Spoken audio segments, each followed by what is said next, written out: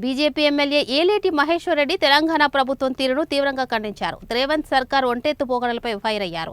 ప్రభుత్వంపై వ్యంగ్యాస్త్రాలు సంధించారు.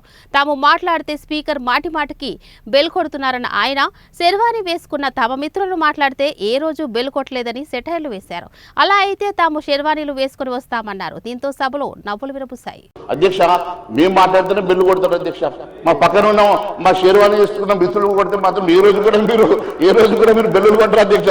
మేము కూడా శర్వాణి వేసుకుని వస్తాం అధ్యక్ష. ఇట్లయితే మీరు ఇదేమన్యాయం అధ్యక్ష. మేము మాట్లాడితే బెల్లులు కొడతారు. అరే నాకు తెలుసు కదా, కాంగ్రెస్ అంటే ముస్లింస్ అంటే కాంగ్రెస్ ముఖ్యమంత్రి అన్నాడు కాబట్టి మీకు దోస్తానా ఉన్నది, నాకు తెలుసు అది.